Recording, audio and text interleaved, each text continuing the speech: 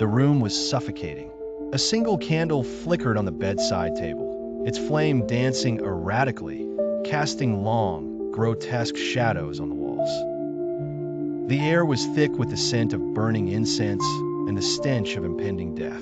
An unnatural cold had settled over the house, creeping into the bones of everyone present.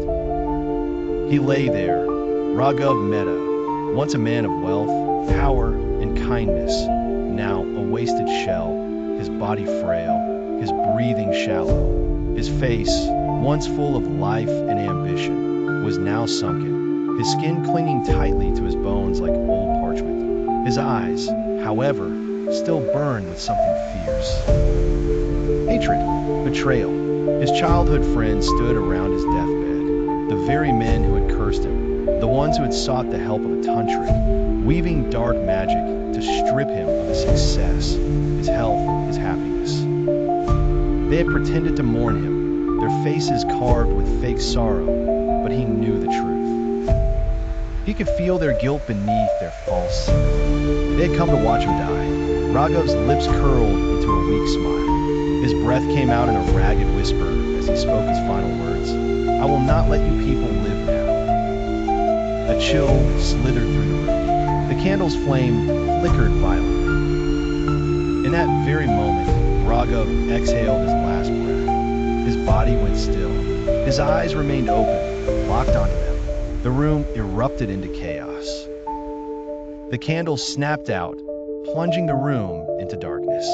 A sudden gust of icy wind howled through the house, rattling the windows, sending papers and objects flying. Then silence, only the heavy sound of breathing, of hearts pounding in fear. And then the first scream. 1 week later, Ramesh Agrawal, the wealthiest of the group, the one who had first suggested visiting the Tantrik, was in his sprawling penthouse. The lights flickered unnaturally, casting his reflection in the mirror. Even though he hadn't moved, the air smelled rotten, like something decayed. He took a deep breath. He was imagining things. Then, a whisper, right behind him. "Ramesh." He spun around, his heart slamming against his ribs.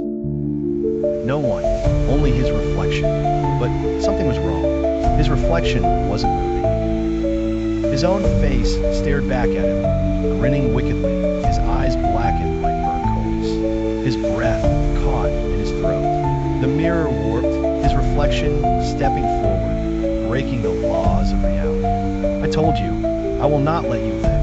A hand shot out from the glass, grabbing his throat.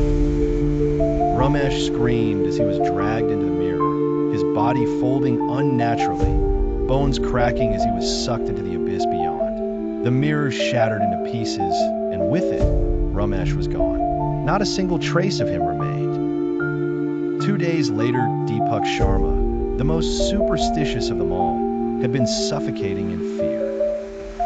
Since Ramesh's sudden disappearance, he had locked himself inside his house, doors bolted, windows shut, every mirror covered. He kept the lights on at all times, refusing to let the shadows in. But the darkness found a way.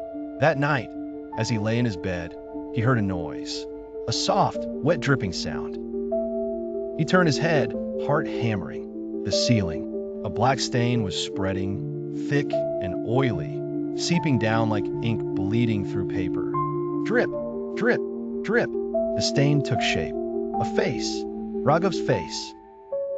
Deepak screamed and bolted for the door, but the walls stretched, twisted, the room growing impossibly long. A cold, dead hand wrapped around his ankle. It pulled. He fell, clawing at the floor, screaming, begging, but there was no mercy. The darkness swallowed him whole. By morning, Deepak's house was empty. No signs of a break-in. No body, only the ceiling, still dripping black, oily blood. 2 remained. Amit and Rajiv. They knew. They understood now. Raghav wasn't just killing them. He was dragging them into his world. A world of darkness. A world of agony. And they were next. Terrified beyond belief, Amit and Rajiv ran to the Tantrik, the one who had cast the curse on Raghav in the first place. The old man listened, his wrinkled face impassive. He lit incense, chanted strange mantras, and placed a bowl of blackened water before them. Raghav's soul has not left. The water rippled. He does not want salvation. He wants revenge. Amit trembled. Tell us how to stop him. The Tantrik's expression was grim. You cannot. Rajiv slammed his fist on the table. There has to be a way. The Tantrik slowly lifted his gaze. There is only one way to satisfy the dead. Amit swallowed hard. What? The Tantrik's lips barely moved. Die willingly. Silence. The candles flickered. And then the shadows moved. Too late. The lights died, plunging the room into total darkness. A low, guttural laugh filled the space. Raghav's voice. The Tantrik screamed first. His body jerked violently, his bones snapping as he was ripped from existence, vanishing into thin air. Amit and Rajiv stumbled backward, their breaths ragged. The room warped, the walls turning into dark, twisting corridors. Amit ran first. Rajiv was too slow. Raghav's hand burst from the shadows, gripping Rajiv's throat. You betrayed me. Rajiv's skin melted beneath Raghav's touch, his body shriveling as he was dragged into the abyss, his mouth frozen in a silent scream.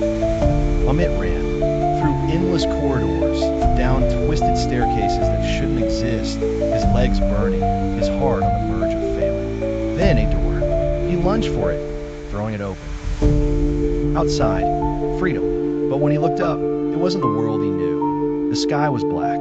The stars were red, like bleeding wounds. And before him stood a city made of bones, stretching endlessly into the abyss.